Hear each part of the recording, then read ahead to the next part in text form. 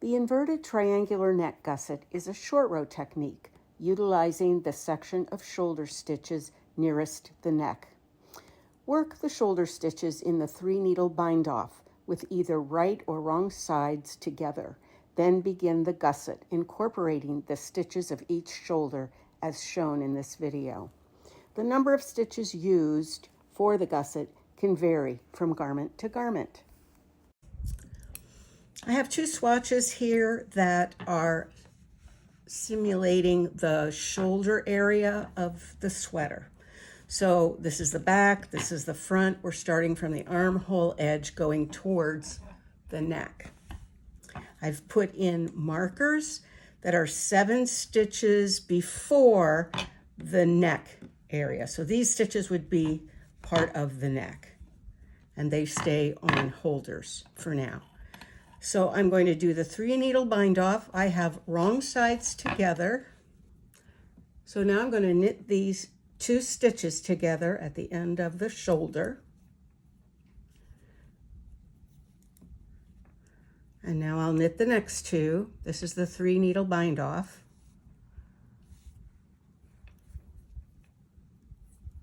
Okay, now I'm going to bind one off. Now having the wrong sides together will give you a ridge on the outside that shows. And it's an attractive ridge. A lot of the ganzis were done that way.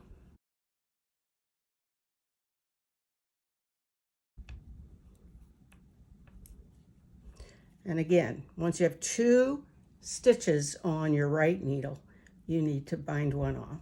And you're going to repeat that for all of these stitches up to the stitch marker, which is 7 stitches from the end of the shoulder, according to your pattern. There are more stitches, but they are the neck stitches. So now I'm just going to continue to knit the 2 together, and I'll have 1 stitch left over when I get to the stitch markers.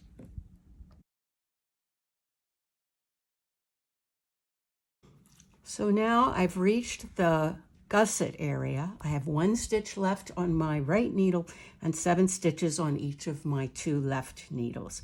I've removed the markers, and now I'm going to open up the work. So I'm looking at the right side of the work, and I'm going to knit 1. And then I'm going to turn the work. That was row 1. Now is row 2. It's a wrong side row. And I'm going to slip 1 purlwise with yarn in front. Purl 1. And now I don't need that 3rd needle anymore. And now I'm going to purl another stitch so that we're creating a wider piece of knitting. Now I'm going to turn the work, and row 3 says to slip 1 with yarn in back, knit 2, knit 1 from the left needle. Slip 1, knit the 2 new stitches you've created, and knit 1. Okay, now I'm going to turn the work, slip 1 purlwise, purl 1, purl 2, purl 3, and purl 1 from the left needle. All right, now I've got 5 stitches in between.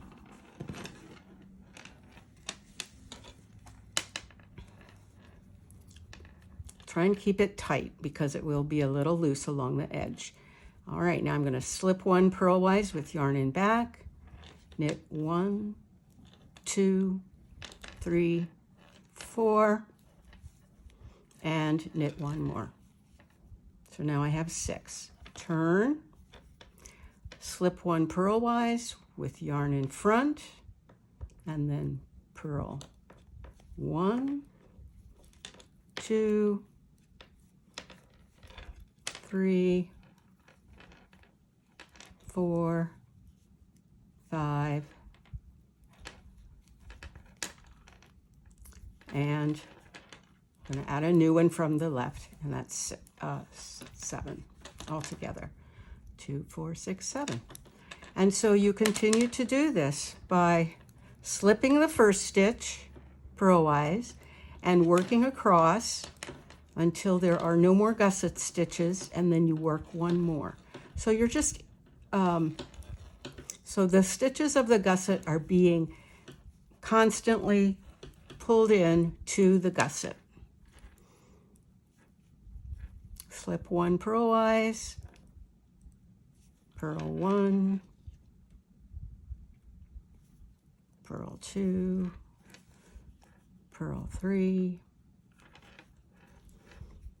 purl 4, purl 5, purl 6, purl 7, and one more. Turn. You can see how the gusset is developing between the two shoulders, the two fronts. The front and the back. Okay, so you're going to slip 1 purlwise with yarn in back and knit 1, 2, 3, 4, 5, 6, 7, 8, and one more.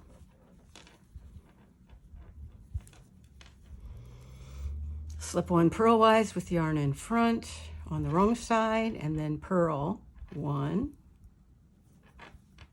2, 3, 4, 5,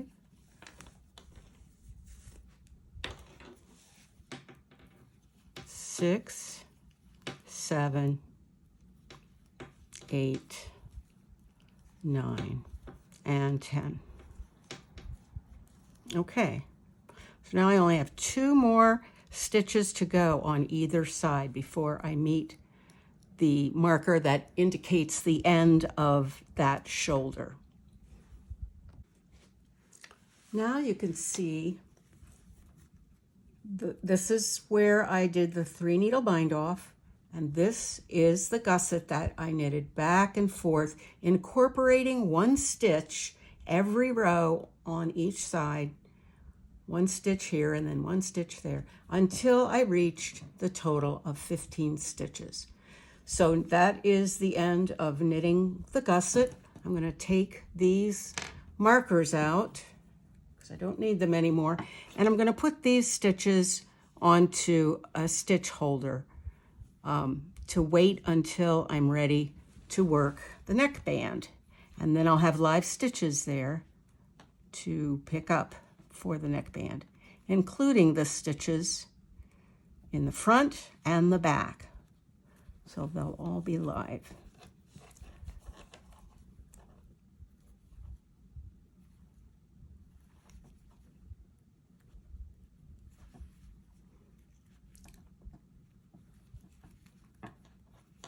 Take the other stitch marker off, and there you go.